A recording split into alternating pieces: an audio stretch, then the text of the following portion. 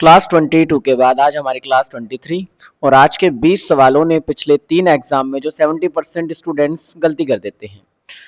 तो देखते हैं आज हम इन्हीं जो 20 सवाल है उन्हीं सवालों को देखेंगे जो हमने PYQ से उठाए हैं और कुछ प्रैक्टिस क्वेश्चंस तैयार किए इनमें से। तो चलिए शुरू करते हैं, ना देर किए हुए हम आज का पहला क्वेश्चन देखते हैं। जो हमारा पहला क्वेश्चन है आज का, पहला अंतरराष्ट्रीय कार्यकारिणी पुरुष एसोसिएशन का गठन खालिस्तान द्वारा किया गया था। यानी पहला अंतरराष्ट्रीय कार्यकारिणी पुरुष एसोसिएशन का गठन किसने किया? Michel Foucault, David Hume, Karl Marx और फ्रेडरिक नीत्शे ने। तो ये कार्ल मार्क्स के द्वारा किया गया था पहला अंतरराष्ट्रीय कार्यकारिणी पुरुष एसोसिएशन का गठन। तो हमारा ऑप्शन पहले का ऑप्शन सी ठीक रहेगा। नेक्स्ट क्वेश्चन में हम लोग चलते हैं। अगला क्वेश्चन है हमारा, मार्क्स और एंजल्स के लिए समाज को समझने के लिए मूल प्रारंभिक बिंदु क्या है जिसमें वह विकसित होता है? यानी मार्क्स और एंजल्स के लिए समाज को समझने के लिए मूल प्रारंभिक बिंदु क्या था? सामाजिक ढांचा, आर्थिक ढांचा, राजनीतिक ढांचा और धार्मिक ढांचा। अब देखिए इसका आंसर जो रहेगा ऑप्शन बी रहेगा, आर्थिक ढांचा। जो मार्क्स और एंजल्स थे इन्होंने आर्थिक ढांचे को आधार बनाकर जो प्रारंभिक बिंदु था वो आर्थिक ढांचा था, उसी के अनुसार उन्होंने इसको विकसित किया था। तो इसलिए हमारा ऑप्शन बी सही रहेगा। नेक्स्ट क्वेश्चन में हम लोग चलते हैं। नेक्स्ट क्वेश्चन कथन और कारण वाला है। तो देखिए कथन क्या है, पहले कथन में कहा गया है कार्ल मार्क्स तथा एंजल्स ने पुनर्जागरण काल को कला तथा अर्थव्यवस्था अर्थात सांस्कृतिक निर्माण तथा भौतिक उत्पादन के मध्य संबंधों के रूप में देखा। यह बात बिल्कुल सही है। अब कारण देखते हैं। यह संकेत देता है कि आर्थिक आधार ने सांस्कृतिक बृहत संरचना को रूप प्रदान किया। यह बात भी सही है, हमने लास्ट क्वेश्चन में इसके बारे में देखा।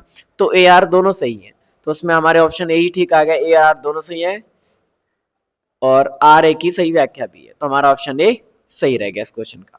नेक्स्ट क्वेश्चन में हम चलते हैं। अगला क्वेश्चन है, किसने इस प्रसिद्ध उद्देश्य को प्रतिपादित किया? समाजवादी क्रांति का अर्थ सब कुछ है एवं संपत्ति का कोई अर्थ नहीं है, जिसका जिक्र अक्सर उदारवादी समाजवाद में होता है। अब यह कथन किसके द्वारा प्रतिपादित किया गया था कि समाजवादी क्रांति का अर्थ सब कुछ है एवं संपत्ति का कोई अर्थ ही नहीं है।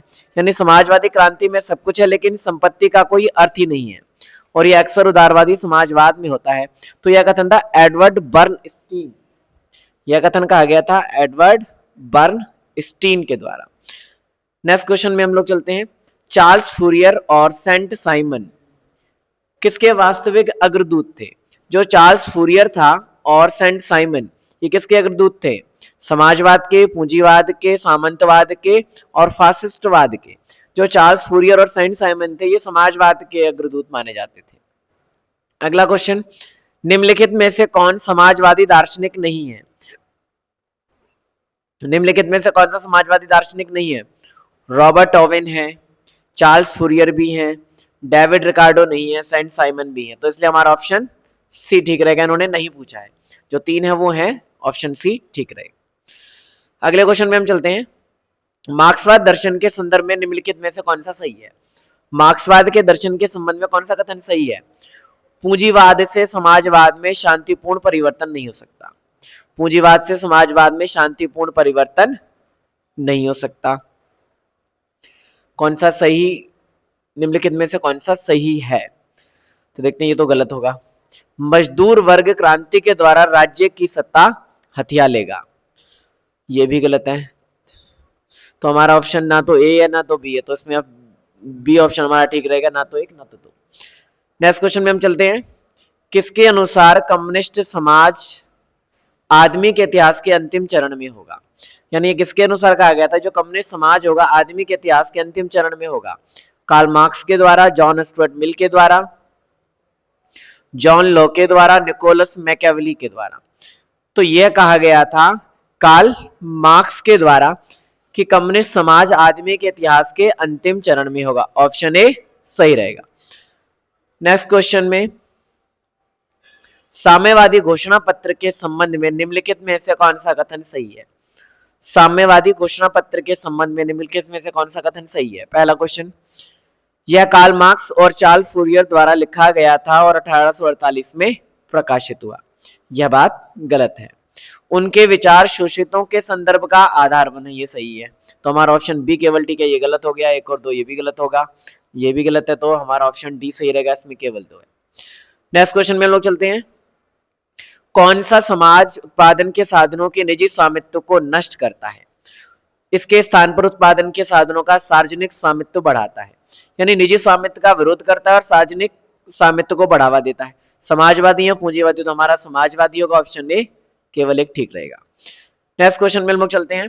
मार्क्सवादी सिद्धांत के अनुसार कौन सा सही नहीं है? मार्क्सवादी सिद्धांत के अनुसार जो सही नहीं है, बुर्जुआ सर्वहारा वर्ग के शोषण से रहने वाला राजनीतिक वर्ग है, ये वैसे गलत है, तो हमने इन लोगों ने हमसे पूछा है सही नहीं है, तो यही ऑप्शन होगा। फिर भी अगले ऑप्शन सीख लेते हैं हम लोग। बुर्जुआ सर्वहारा के शोषण से रहने वाला सामाजिक वर्ग है, यह बात बिल्कुल ठीक है। बुर्जुआ मुख्य रूप से पूंजी वर्ग है, ये भी ठीक है। दिए गए विकल्पों में से कोई नहीं, तो हमारा ऑप्शन यही सही रहेगा।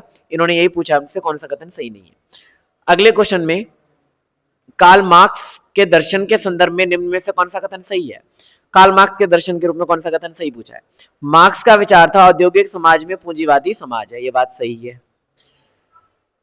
फैक्ट्रियों में लगी पूंजी पर पूंजीपतियों का स्वामित्व है, यह बात भी सही है। पूंजीपतियों का मुनाफा उद्योगपतियों की मेहनत से पैदा होता है, यह बात गलत है। अगर निजी पूंजीपति मुनाफे का संचय करेंगे तो मजदूरों की स्थिति में सुधार होगा, यह बात भी गलत है। तो हमारा ए और बी ठीक है, तो ए और बी सिर्फ ए में है, तो इसलिए हमारा ऑप्शन ए ठीक रहेगा। अगले क्वेश्चन, दुनिया के श्रमिकों एक हो जाओ, एकजुट हो जाओ, तुम्हारे पास खोने के लिए कुछ भी नहीं है सिवाय जंजीरों के, यह वाक्य किसने कहा था? लेनिन ने, वॉल्टेयर ने, मैक्सिम गोर्की ने या कार्ल मार्क्स ने? तो यह कथन कार्ल मार्क्स का था, दुनिया के श्रमिकों एकजुट हो जाओ, तुम्हारे पास खोने के लिए कुछ भी नहीं है सिवाय जंजीरों के। नेक्स्ट क्वेश्चन, कृषि पूंजीवाद किसका पर्याय था? एक बड़ी परिवहन क्रांति, ग्रामीण इलाकों में घेराव आंदोलन, नदी के यातायात में सुधार या भाप का उपयोग? जो कृषि पूंजीवाद था यह ग्रामीण इलाकों में घेराव आंदोलन का पर्याय था, तो इसलिए हमारा ऑप्शन बी सही रहेगा। अगला क्वेश्चन, पूंजीवाद पहली बार कहां देखा गया था? पूंजीवाद कृषि के उदय के साथ इंग्लैंड में, नौकरशाही पूंजीवाद के साथ स्पेन में, फ्रांस में सामंती व्यवस्था में गिरावट आने से, पुर्तगाली शाही व्यवस्था में। जो पूंजीवाद था पहली बार इंग्लैंड कृषि के उदय के साथ इंग्लैंड में देखा गया, तो ऑप्शन ये हमारा सही रहेगा। नेक्स्ट क्वेश्चन में देखते हैं, किसे पूंजीवाद का उच्चतम रूप माना जाता है? पूंजीवाद का उच्चतम, यथार्थवाद को, मार्क्सवाद को, साम्राज्यवाद को, उदारवाद को? तो साम्राज्यवाद को पूंजीवाद का उच्चतम रूप माना जाता है। नेक्स्ट क्वेश्चन, किस वर्ष में पेरिस कम्यून था? 1872 में, 1871 में, 1874 में, 1873 में? जो पेरिस कम्यून था वो 1871 में हुआ था, इसलिए हमारा ऑप्शन बी ठीक रहेगा। नेक्स्ट क्वेश्चन, हमारे सारे महल, हमारे सभी थिएटर, हमारी सारी दौलत, हम उन्हीं भूखे लोगों के प्रयास के ऋणी हैं जिन्होंने इन चीजों को बनाया था, यह किसने लिखा था? एंटोन चेखव ने, लियो टॉलस्टॉय ने, मैक्सिम गोर्की ने या लेनिन ने? तो ये लियो टॉलस्टॉय ने लिखा था कि हमारे सारे महल, हमारे सारे थिएटर, हमारी सारी दौलत, हम उन्हीं भूखे लोगों के प्रयास के ऋणी हैं जिन्होंने इनको बनाया था, तो हमारा ऑप्शन भी ठीक रहेगा। नेक्स्ट क्वेश्चन, समाजवादियों द्वारा बनाई गई अंतरराष्ट्रीय निकाय को क्या कहा जाता है? सामाजिक लोकतांत्रिक, द्वितीय अंतरराष्ट्रीय, प्रथम अंतरराष्ट्रीय, विश्व का समाजवादी दल? तो हमारा ऑप्शन बी ठीक रहेगा, द्वितीय अंतरराष्ट्रीय। आज का आखिरी क्वेश्चन, रूसी दायित्व को किसने समाप्त किया? फ्रेडरिक एंगल्स ने, जार निकोलस प्रथम ने, जार अलेक्जेंडर द्वितीय ने और कार्ल मार्क्स ने? तो रूसी दायित्व को जो समाप्त करने वाले थे वो जार अलेक्जेंडर द्वितीय थे। तो आज की क्लास जो थी हमारी यहीं पर समाप्त होती है, तो हम जल्दी मिलेंगे नेक्स्ट क्लास में। धन्यवाद।